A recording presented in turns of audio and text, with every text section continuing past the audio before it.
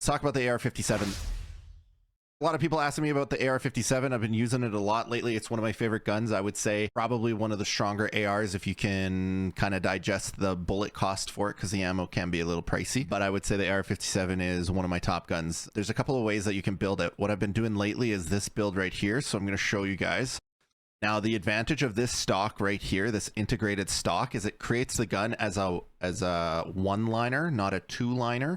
So it's not like, you know, sometimes you can take the mag out like the AEK and it goes to a one-liner. This one with this particular stock, because again, the mag isn't down here, the mag is up top like a P90. This particular stock, if you run this one, it does make it a, I think it's a 5x1 without the suppressor. Otherwise it's a 6x1, but you can just take off the suppressor, fit it in a lot of different bag setups, and you're kind of good to go. Now you can get a little bit more bougie with this gun setup, but this is kind of the tried and true that I've been running here for the last little while. It's pretty basic, this integrated stock, and then I put it with a red dot, as you see here. You get the flash adapter on the front, and then you put the suppressor on the front, and this compact tactical front grip, it looks bulky, it looks funky, but it's really, really good in comparison. If you look at a cross-reference it to any of the other setups here, you can see that it's really good. It's pretty much the lightweight vertical. Could be a little bit better if you wanted some more horizontal.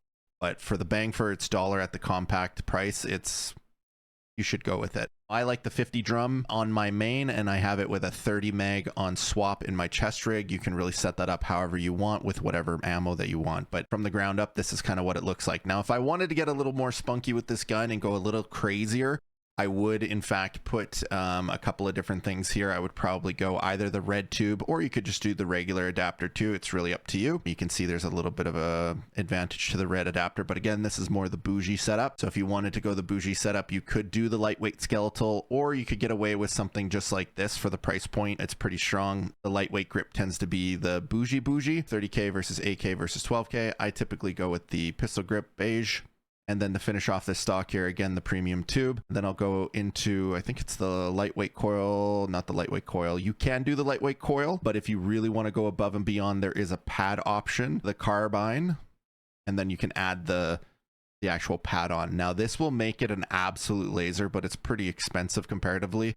You're going to be spending like 300, maybe 330 for the actual price. You can actually even more right now, because it's not always proper until you kind of pull up this screen, and then you can really see what the prices are. And I'm assembling this from scratch, so this is referencing the current market price. So it is really, really expensive, and you'll see kind of the difference between the 380 version versus this version. We'll go into it 244. So, you know, you're saving 140K, plus it's convenient to pack up in the event that you die and your teammates can take it. It can slip in pretty conveniently to their loadout. If you were to take off like the suppressor, the red dot, you know, the mag, by then you're almost at the same amount for the entire gun, just taking off the suppressor, so to speak. So this is the AR-57. This is what I've been rolling. It's really good. Talking about the ammo, you know, you get a couple of options for it if you really wanted to. For me, I roll the 198 a lot. It is expensive. It's 5,400, but I also play a lot of Forbidden. The 190 is still really strong, so that's something that you can get away with. The 191, again, you know, people ask, what's the best ammo? It's like, well, the best ammo is going to be always the highest ammo. Ammo is almost everything when it comes to majority of these guns. It's more about the gun build, is about how the gun feels in terms of the strength of the gun, unless you're talking long barrel, short barrel, those types of variables, because the firing power plays a factor into the damage output of the ammo itself. Some guns change the firing power depending on the length of that actual barrel. An example would be the long barrel Scar versus the short barrel Scar. And again, you can go into the shooting range and take a look at those types of things. But sometimes the firing power can change that damage. Let's just throw a number around 10%. It's a little different. You can do your own testing, and obviously they make patch changes and those values change. So I run the 198 a lot. Sometimes to make money, you got to spend money. So that's a variable when you get into especially Forbidden.